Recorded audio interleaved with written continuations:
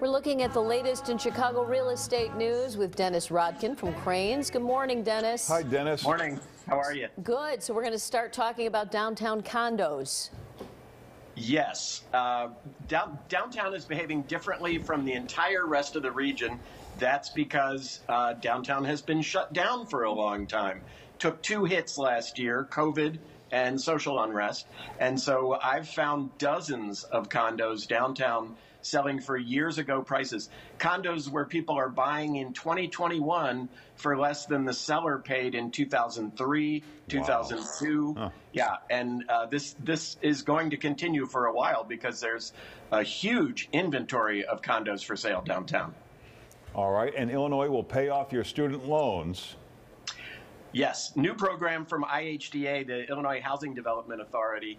One of the ways to get young people into home buying is to help them pay off their loans, their student loan debt. So the program has a $30,000 limit, or I'm sorry, a $40,000 limit. The state will pay off up to $40,000 in student loans. There are some rules that you have to be buying in a certain place. You have to meet certain income requirements and that sort of thing. But what they're trying to do is help as many as 1,000 young Illinois adults become home buyers by shedding their student loan debt. All right, and how about a Frank Lloyd Wright home up for sale? This is a really interesting house. It's the only between the south side of Chicago and Kankakee. This is the only Frank Lloyd Wright house. You see a lot in the western and northern suburbs, of course, but this is the only one in the south suburbs. It's in Flossmoor. The man who's owned it since 1982 and gave it a full renovation shortly after he bought it is putting it on the market today at $650,000. Beautiful house. It was built when Flossmoor was really sort of a golf resort community. It was built as a golfer's weekend cottage. It still has the chauffeur's building out back where they would drive down from Hyde Park and then the family would go and golf. But it's got beautiful windows, woodwork, the classic Frank Lloyd Wright center of the house fireplace. Needs a new kitchen, most likely. It was done in 1982, and the seller told me I liked it in 1982, but somebody would probably want to make changes today. All right, and in Morgan Park, there's a house for sale with a lot of secrets. Yeah, how much time do you have for this one? This is kind of amazing. This house is being sold for the first time since 1977. They are only the second owners since 1955, when the family of a man who was essentially slain by the mafia died. He was the publisher of racing industry information. He was sort of mob adjacent, and he was apparently going to become an informer. There's a gun battle on State Street. He ends up in the hospital. He ends up poisoned and dying. And the safes that he had in the house have not been opened since then. So if you buy this house, you may have your own sort of Geraldo's Al Wait a minute. like Geraldo. Why wouldn't the owners have opened them before they sell that house? Well, I think it's hard to open if you don't have the combination, it's hard to open a safe. And so they simply said, well, whatever. But I think now the time might have come. It's been so long that somebody might say, let's open them. There's also possibly a secret room in this house behind one of the bathrooms. There's a panel where they were told that there's a little hideout room with a chair and a table bolted to the floor so that you won't make any noise by moving the furniture. But that, too, they haven't tried to unearth since 1955.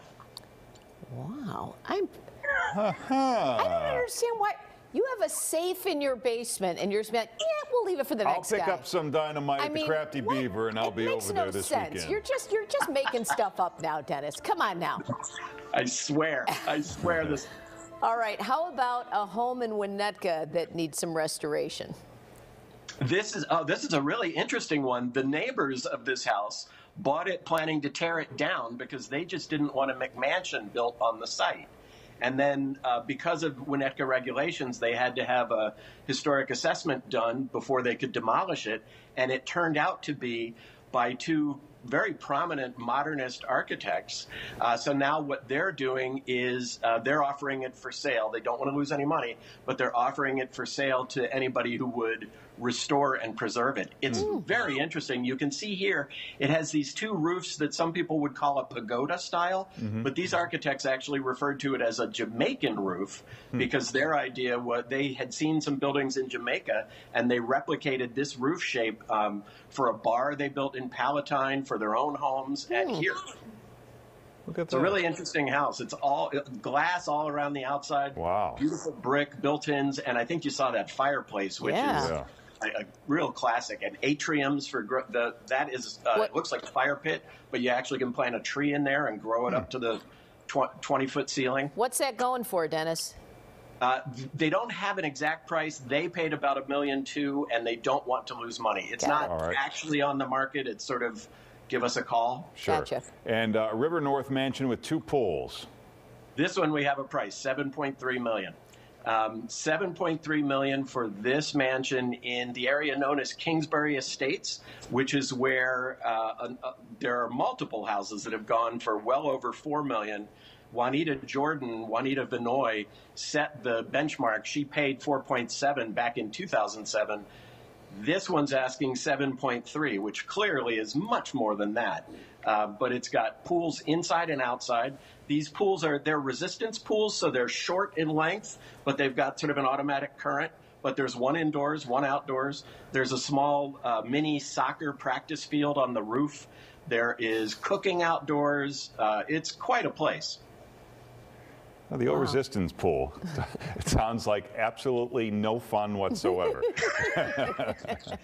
And 2 times the no fun. And 2 Larry. times no fun. All right. Check it out. Thanks, Dennis. You can follow Dennis at Dennis_Rodkin on Twitter. Have a great weekend.